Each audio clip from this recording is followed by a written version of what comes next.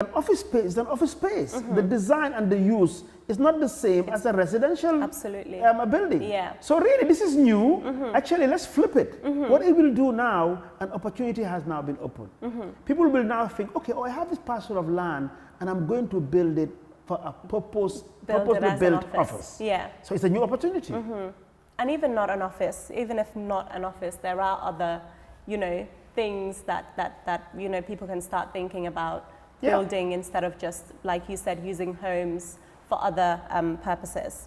So, Mr. Njie, many people claim that there isn't enough of a level playing field, particularly for young people or for those from not so wealthy and affluent backgrounds. There's this saying that I keep hearing everywhere in Gambia that it's not what you know, but who you know. What are your thoughts on this? I totally differ. Yeah.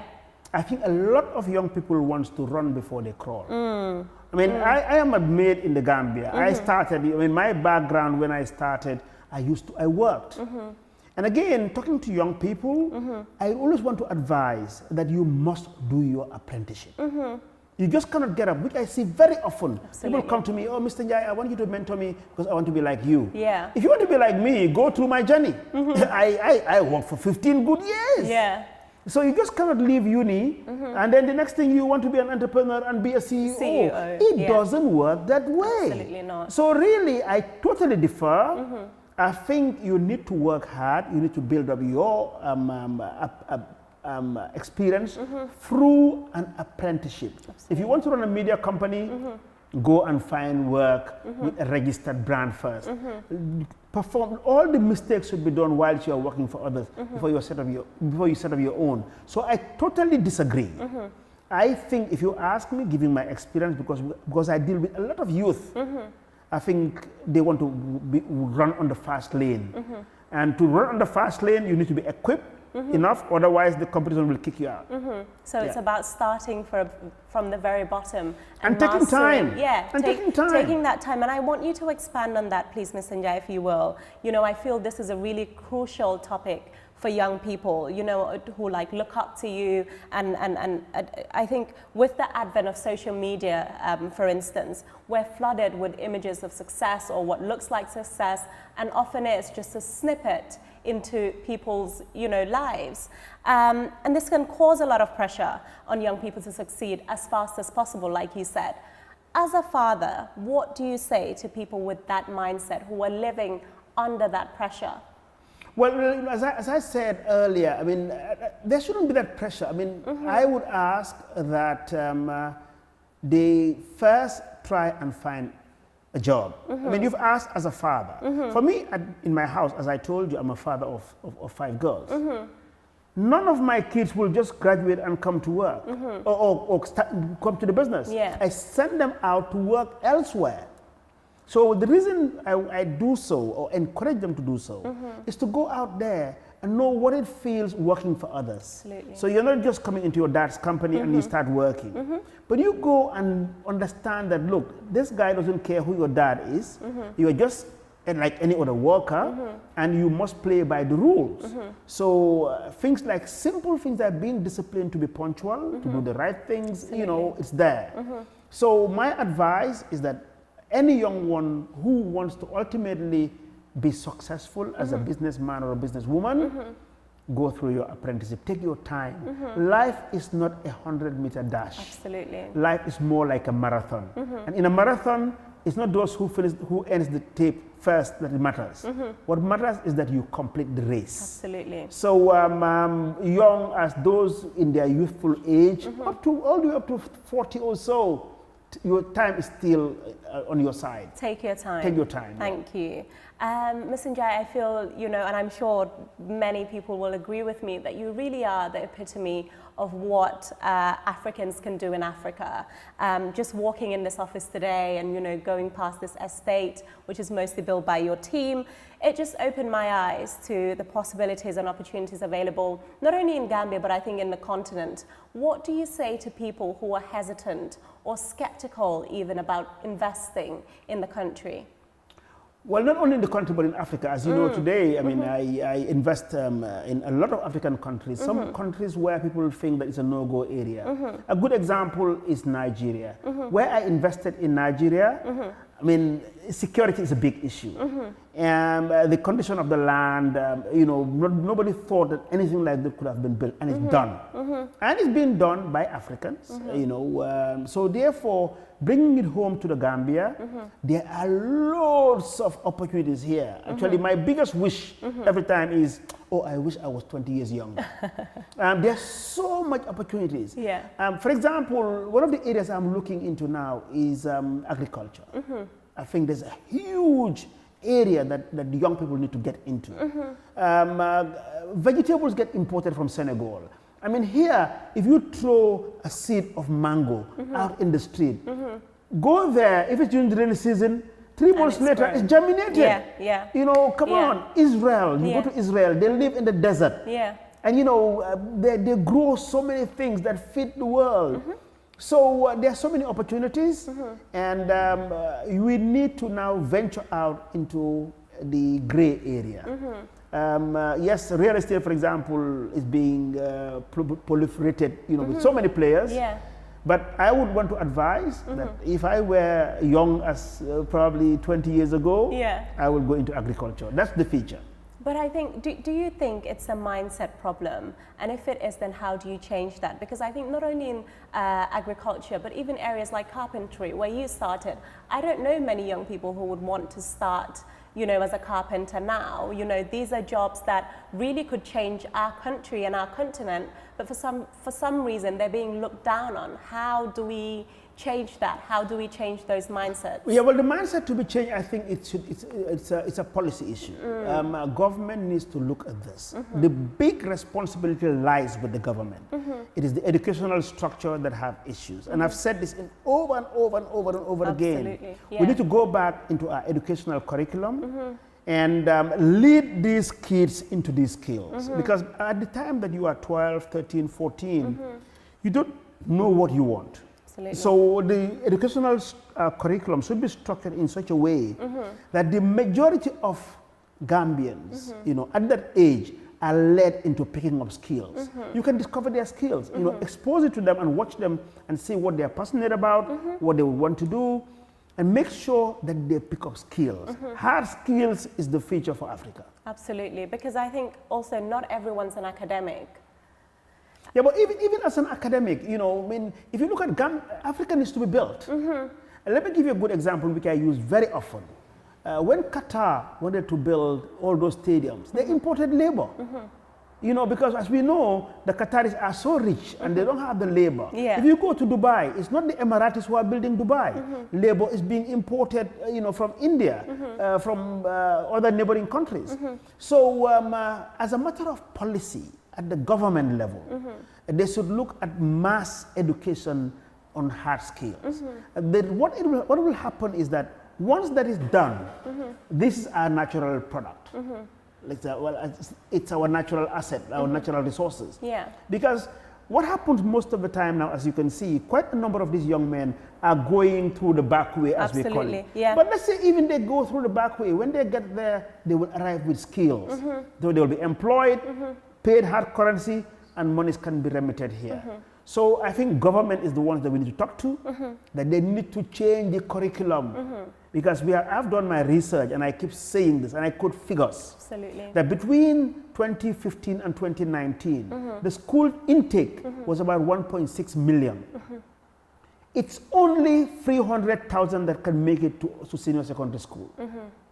And even as you know, going to senior secondary school doesn't assure you a job. Guarantee you a job, not even university. Not even university. So that 1.3 million, government should work on a policy to make sure that these 1.2 million must have, one way or the other, some sort of hard skills. Thank you, Ms. Njie. You talk about government, but what about the private sector? What about businesses like, you know, business people like yourself? I know you offer, you know, support and mentorship to young people. Are you addressing this problem? Well, there's a limit to what you can do.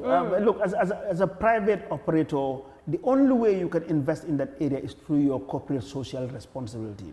And there's a limited budget for that.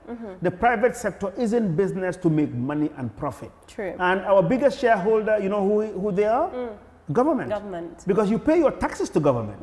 I mean, I think the corporate tax today, probably it's been reduced to about 25%. So when you make a profit, 25% of it goes to government. And that is meant for social services. So the responsibility of changing the curriculum and training, the main responsibility is the government. They take the lead and the private sector can follow.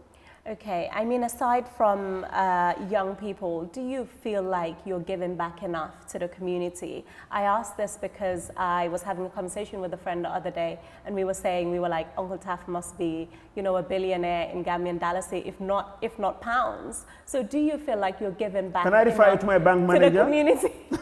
I should refer you to my bank manager. He or she will tell you if I'm a billionaire or not. You know, let me tell you something about one's wealth. It's a perception. You know, you are out there in the street.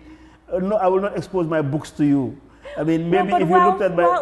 Wealth aside, are you giving back? Well, that's relative. It's never enough. I will admit that it's never enough, but there's a limit to what you can do. Remember, our core responsibility is to our shareholders and government. Whatever we give back comes from our social corporate responsibility. But I think I can lift my finger up that in terms of structure and corporate social responsibility, not only indigenous businesses, but any business registered in this company, what our foundation does in directly impacting the lives of the youth, there's no business that does it. So whether it's enough or not, I'm not the judge. Okay. Those who benefit will judge. Okay. You talk about government. What is your response to critics who claim that, you know, you've benefited from having the right political connections with the government? Who says so? I'm the ones who benefited from any political political support. I mean, I don't want to go, you know, into the last government, but I think it's common knowledge that I found it difficult to operate here.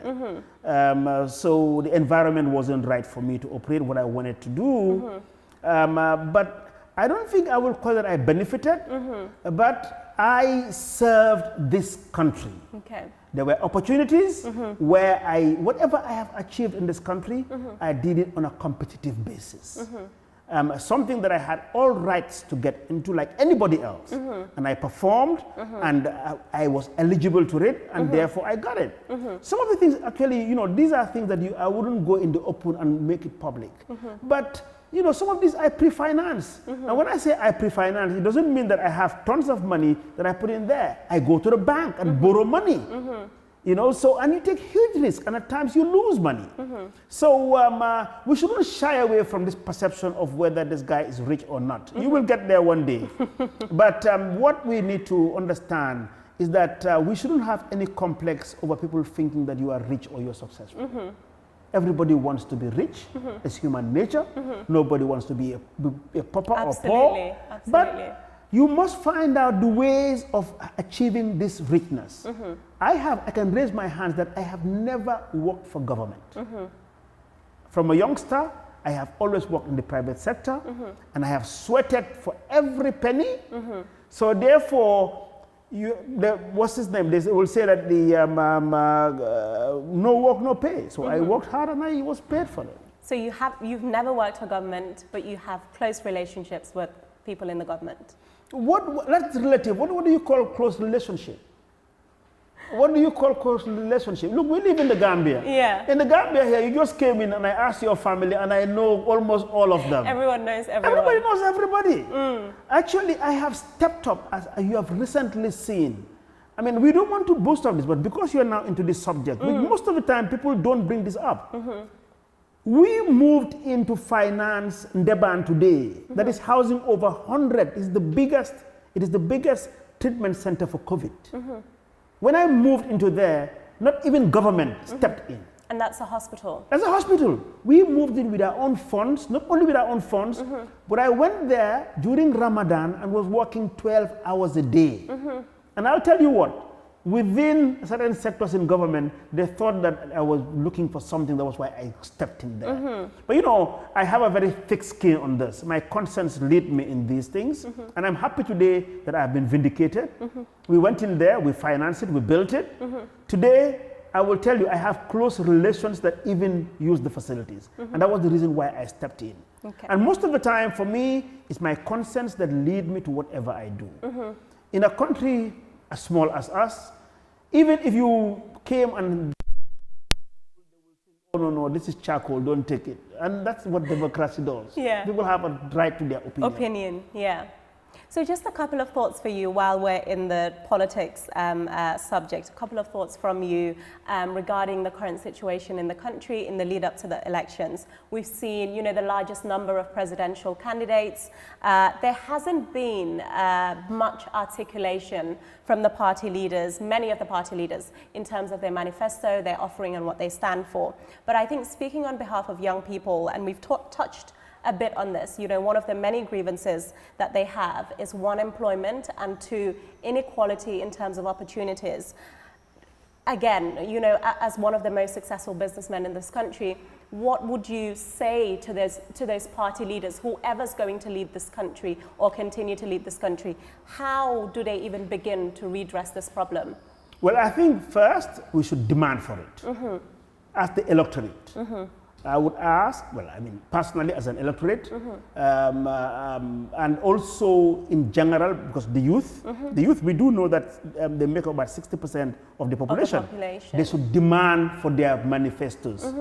I mean, quite often these days, I mean, you've got into politics, and I watch politics very closely. I am not one, but I watch it. So, and what I've seen these days, they're trying to divert attention, whether we like it or not. Our politics is now divided on tribal lines. That is a reality. But not everyone agrees with this. I have interviewed party leaders who said they will not agree, not but they're using it. Look, in politics in Africa, I mean, I traveled all over Africa. I've been to 36 African countries. Politics in Africa, and I said it in some programs, there are three things that dictates who leads. One is tribe, two is money, three is religion. These are the things that dictates who leads in politics. But you're coming back to your question, what we expect from our so-called leaders or politicians is to come out with good policies, manifestos. Absolutely. How do they lead us after 4th of December? And the reason, and I'm talking to the electorate actually, the reason why they should focus on good policies and good manifestos, whoever wins in 4th of December, you will never go to the petrol pump and show your party card to have a preferential price. When you go to the pump, if petrol is $5.50, everybody pays that price. If you go to the market to buy rice, regardless of which party you belong, whether your candidate wins or not, we will all buy from the same place. And let us face it, the world is going through some very difficult times now. One, COVID-19 and the effect on countries like us, a country that relies on tourism. Over 20-something% of our GDP comes out from tourism. And we have seen that almost for 2 years now, and most likely it will prolong for another year, tourism has been dead. And therefore, what does that do? Unemployment. What does unemployment do? Poverty. Free, what does it do? The gap between the rich and the poor. Inequality. So therefore, we need people who are thinkers, who will come to us and tell, look, vote me in, because if I come in, this is what I will do on tourism. And they need to lay it out. Let's have debates open. And they need to start early. Because at the end of the day, regardless of which party you belong, we want to see the right policies in place that will move this country. Even those who lose, or those, the opposite, the winners, we will all suffer if this country goes down. Absolutely. If the currency is lost, if it loses value, everybody suffers. Recently, let me just tell you what I think I read this about the issue about Europe, about Schengen and the repatriation of... What are they saying? Anybody with a Gambian passport So today, if that is true, I mean, I say it on social media, if that is true, there's no exception. Yeah. Whether you belong to party A, B, or C, if you want to travel to Europe, you cannot travel because we haven't sorted out that problem. So what we expect from the party leaders and the politicians is to come out to us and tell us, how are we going to solve this problem? The Europeans are putting pressure on us because there are this number of Gambians who are in our country. And if you don't take them or whatever, this is what's going to happen. We want to see the party with the best diplomacy policy to solve this problem. We want to see the party that will come out with the best manifesto on delivering social houses for everybody. Absolutely. Those are the issues we want to see. But honestly, and I'll be very frank, anytime I watch most of these politicians and the crowd they draw, it's all attack on personalities, character assassination. I think we should all stand and say, no, we don't want to, don't call us names anymore. Just mention your party and what your policies are. Absolutely. And then let them debate on those policies, on those manifestos. Please let them forget about names, because leading us as a country, regardless of whoever it may be, it should be the least of our concern. Absolutely. What we want is policies that will give us affordable and accessible electricity, good water supply, good standard of living, good education, good agricultural policies. That's what we need. And this has no barrier. And we must be bold enough to tell our politicians that, please, we are competing with other countries. If we go across the border, this is what we see there. That's what we want to see.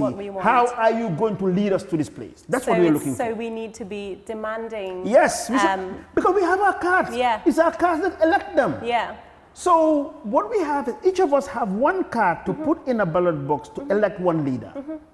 So whether you choose to be white, red, yellow, or green, that is irrelevant. What is relevant is, let us ask our leaders that we want to see your policies. Yeah. Because it's through your policies that you'll give us better lives. But it is not by following you with our collars and on gele and raising money and abuse, screaming on each other. No, we should go beyond that. Yeah. So it's about demanding for the change we want to see. Yes. And also, following up on that and holding them accountable. Yes. Yeah. And I know, Ms. Njie, you're doing your bit in terms of unemployment. You're creating jobs centrally. This office, again, is evident of that. But what about in rural areas? I feel like they are often, forgotten. I told you about agriculture. Yeah. And that's where we should head to. I am not an agriculturalist. I mean, what I do really, there's no demand in the rural area. Let's face it. If I went and invested in the rural area with something like this, there's no demand. You cannot go and build something that has no demand. It will be a white elephant. But I think, again, good policies. Government, issues are good incentives on agriculture. Say, for example, if you go to Basse or behind Basse and have a farm there, you will not pay tax, you will not do this, we'll give you this free, we'll do that. And then by the time you do that farm, and the farm should be a commercial farm, therefore you'll need electricity. Out of the electricity, because you're not paying fuel, will allow you to supply the village, at this cost. There's ways of structuring things like this. Absolutely. What will that do? You create employment. While creating employment, other social facilities will be built, schools, you name it, and then that will stop rural-urban drift. So, to address the issue in the rural area, government must lead with the right policies. So, still on the politics and government topic, what is your response to the growing, whispers or rumors even that, Mr. Njie, Mustapha Njie TAF would like to be the president, would like to be the president of the Gambia? You have a great deal of influence in the community, in the country. You have the financial resources and the right connections. Is there any truth to this? Would you leave the businesses behind Haddy, let me tell you something. I pray to Allah the Almighty that I should never be tempted to think about politics, to start with. Because I am a good Muslim. And to start with, I start with prayers first. I say, please, I don't want to be tempted to ever think about politics. And again, my mom is a big influencer to me. Even now, I close my eyes and I imagine that she's there talking to me. Let me tell you what my mom told me once. And maybe in Wolof. She said, Dom, politique bul ma ci dugal. Mu de politique, moto bu pan la. Su také rek ñu fatel. In English, what it means that in politics, basically it's a game of interest. And if there's a car that has broken down, if you push it, the moment it starts, they leave you behind. And let me tell you something in politics which everybody knows, and I totally differ, and that's not me. It says that in politics, there's no permanent friend or permanent enemy. It's permanent interest. For me, I have permanent friends. Somebody just walked in now. Yeah. I told you he's my childhood friend. Yeah. And we still hang out. We still have our lunch together. You know, I don't have enemies. If somebody sees me as an enemy, bad luck to you. I mean, I only have friends. So I have permanent friends, so I cannot be a politician. Out of my interest, I will not dump my friends. Even when they are wrong, I stand by my friends.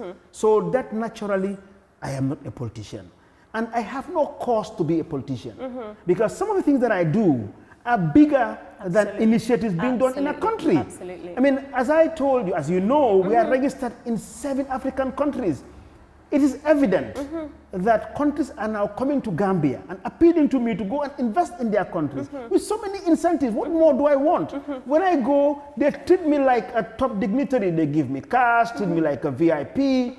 You know, I told you that we're signing an MOU with UN Habitat. This is the first time ever in the history of Africa that a developer is signing an MOU with them. So really, I enjoy what I enjoy. I am myself. I love family. I love friends. And I'm enjoying my grandkids. And I don't want to be within the circles of power where everything is controlled and everything that goes around politics.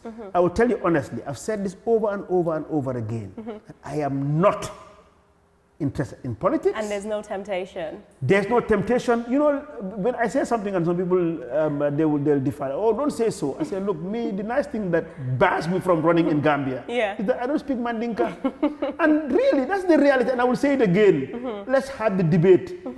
I cannot go to Makati and try campaigning there and start speaking Wolof. Makati is even closed. If I go to Brikama or I go to Salikanye, you think that as a presidential candidate, I can stand in Salikanye and speak to Wolof to them? I repeat this again. I said it, I think, on Gis Gis, that one of the problems that Karim Wada had in Senegal was that he couldn't speak Wolof. How can you not speak the language of people who are going to vote for you? So that I thank Allah for it. Me, I am terrible in languages. It's not only Mandinka. I try to do in French. I have studied French so long, but I'm bad in languages. But honestly, as a person, I am a people's person. I love who I am. You love your life the way it is. Yeah.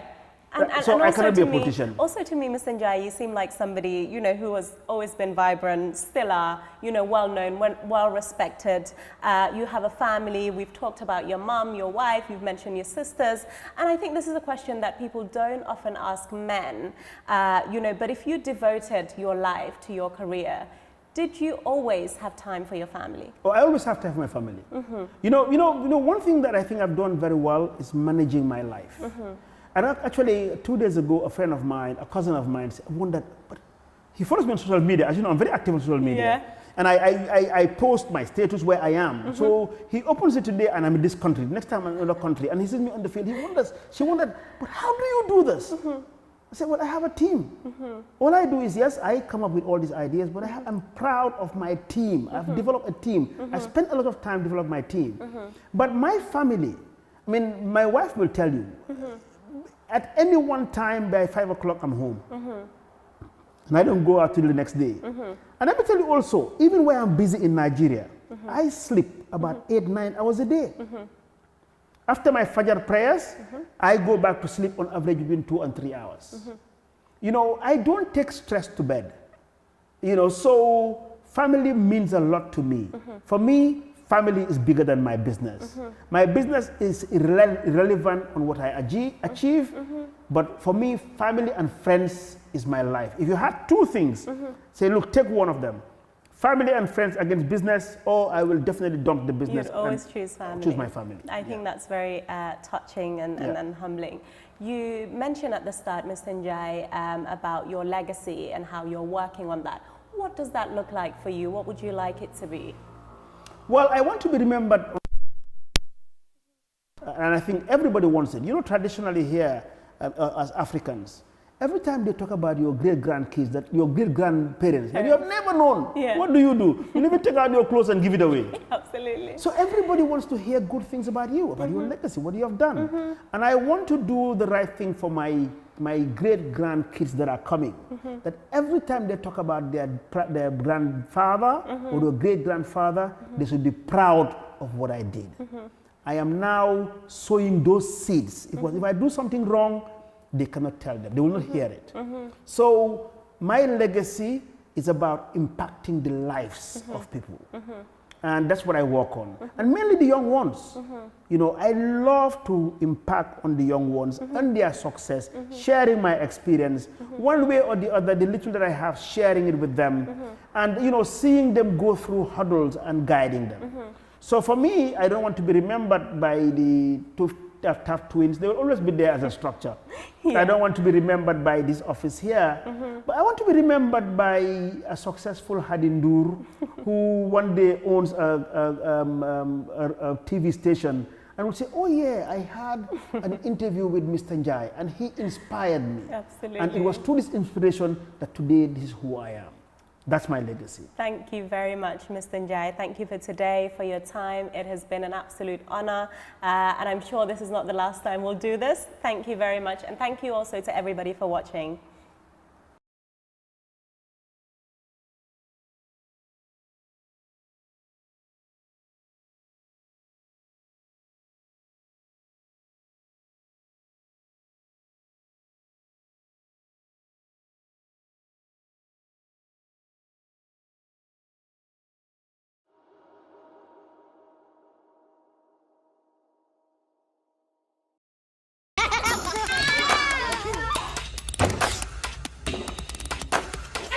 Hi everyone, my name is Haddy and I'm a journalist and communications specialist. I believe that as Africans, we should be in charge of every narrative coming out of Africa.